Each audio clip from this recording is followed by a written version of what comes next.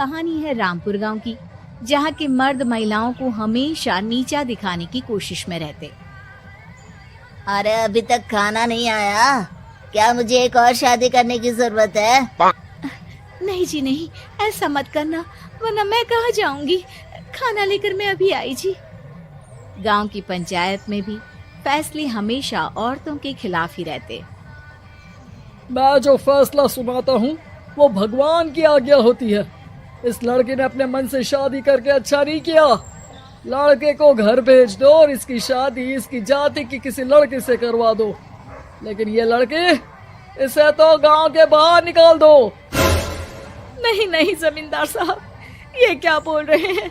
ऐसा नहीं हो सकता। मेरी बेटी मासूम है, इसे अच्छे बुरे की समझ नहीं है। अरे कहाँ जाएगी ये बेचारी? कहाँ जाएगी? इतनी चिंता है तो पूरे परिवार का गांव निकाला कर देते हैं। बेचारे पूरे बसे बसाए परिवार को गांव छोड़ना पड़ता है।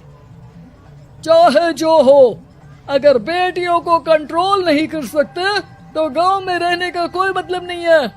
यहाँ औरतों को दब कर रहना होगा। कोई भी अपने हिसाब से कुछ नहीं कर सकता, सब ईश्वर की मर्जी से ही होगा। तभी गांव का एक आदमी दौड़ा दौड़ा आता है। सरपंच साहब, जमींदार साहब, वो कालिया है ना, उसकी बेटी पढ़ने के लिए शहर जा रही है। अच्छा, ये कब हो गया? और कालिया की हिम्मत कैसे हो गई ऐसा करने की? लेकर आओ उसे और उसकी बेटी को। बस फिर क्या था, हाजिर हो जाते हैं कालिया और उसकी बेटी सरपंच के सामने।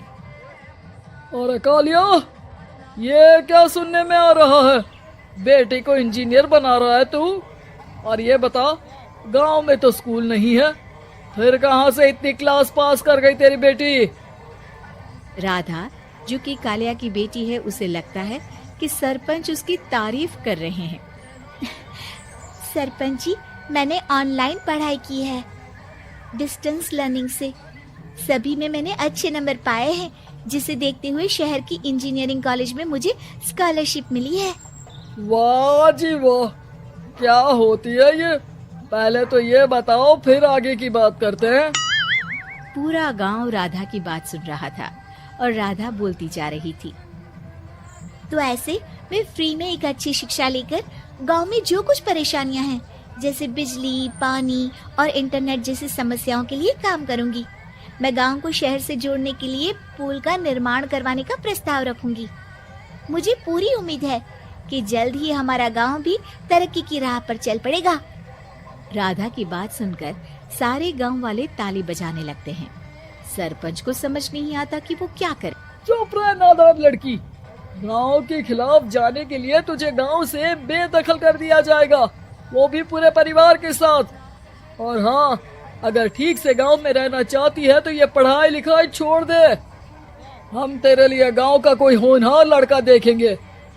तभी गांव का एक आदमी बोल पड़ता है। अरे नहीं नहीं सरपंच जी, राधा बिटिया जो बता रही है, अगर वैसा हो जाए तो हम लोगों को पैसा कमाने के लिए बाहर नहीं जाना पड़ेगा। हाँ जी, और ना ही कोसों दूर पानी के लिए भटकना पड़ेगा। हमारे बच्चे भी अच्छी पढ़ाई कर सकेंगे और आगे बढ़ेंगे, ना कि हमारी तरह खेती करते बैठेंगे। क्यों गांव वालों, राधा बिटिया का साथ देना चाहिए ना। सरपंच देखता है कि गांव राधा के साथ है तो वो चुप हो जाता है। वो घर आकर अपने सलाहकार से बात करता है, जो बहुत ही चालाक किस्म का इंसान होता है। अरे सरपंच साहब, आपको बहुत ही होशियारी से काम लेना पड़ेगा। एक बार गांव तरक्की कर गया, यहाँ के बालक पढ़ लिए तो कोई ना पूछेगा आपको। और फिर ये जो बेटा और बेटी है ना आपके, इनको भी आम लोगों की तरह ही जीवन जीना होगा। हाँ, लेकिन करे तो क्या करे? वो ना आप मुझ पर छोड़ दीजिए, बस मैं जैसा बोलूं करते जाइए। अगले रोज सुबह जब गांव वाले सोकर उठते हैं तो राधा के घर के बाहर और साथ ही वो लोग जिन्होंने राधा का सपोर्ट किया था, उनके घर के आगे लाल रंग से कल आऊंगी लिखा होता है। कल आऊंगी, ये क्या होता है? अरे यह तो खून से लिखा है, लगता है कोई भूत प्रेत या चुड़ैल का साया है। चलो सरपंच जी के पास चलते हैं। सभी सरपंच के पास जाकर उसे सारी बात बताते हैं। अरे ये तो बड़ी मुश्किल की बात है। चलो मैं एक बाबा को जानता हूँ, उन्हें बुला लेता हूँ। सरपंच बाबा को लेकर गांव के घर के बाहर जाता है।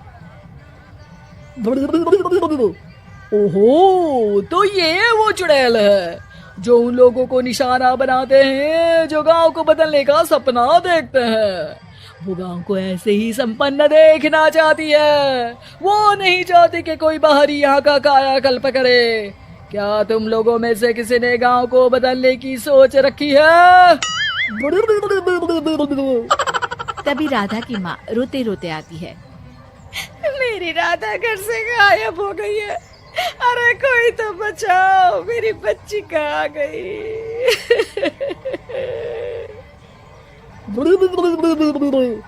ले गई वो चुड़ैल, तेरी बच्ची को ले गई। अब वो उसे श्रापित करके छोड़ेगी, उस पर चुड़ैल का साया हो जाएगा। तभी बुरी सी हालत में राधा भी वहाँ आ जाती है। उसके बाल चुड़ैल की तरह फैले होते हैं और कपड़ों में खून लगा होता है। सभी राधा को देखकर डर जाते हैं। माँ, पता नहीं मुझे कौन उठा कर ले गया था। अरे दूर दूर हो जा चुड़ैल, अब हम लोग इस गांव में नहीं रुकेंगे। अरे कैसी बातें कर रहे हैं आप? कल तो आप मेरे भरोसे गांव का हुलिया बदलने, अपने बच्चों को पढ़ाने और तरक्की उन्नति की बात कर रहे थे, तो आज क्या हो गया आपको? ये फिर तुम लोगों को बहकाएगी। ये चुड़ैल गांव में आ चुकी है, ऐसे ही ये तुम्हारे घर के बच्चों को भी ले जाएगी। गांव वाले राधा को गांव से बाहर निकाल देते हैं। उसके माँ बाप रोते रहते हैं, लेकिन गांव वाले नहीं मानते। मैं भी अपनी बहन के साथ गांव के बाहर रहूंगा, लेकिन वो पढ़ाई नहीं छोड़ेगी। वहीं सरपंच के घर पर सलाहकार कहता है। देखा, सांप भी मर गया और लाठी भी नहीं टूटी।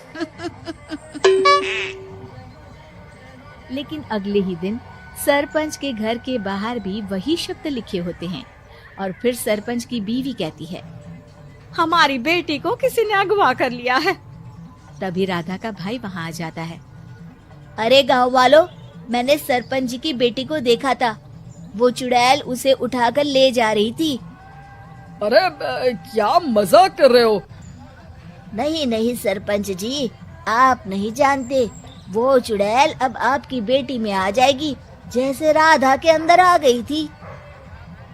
तभी सरपंच की बेटी वैसी ही हालत में वहाँ आती है जैसे राधा आई थी। पापा, पता नहीं कैसे मैं गायब हो गई थी। चुड़ैल, इसके अंदर भी चुड़ैल का साया है, मारो इसे।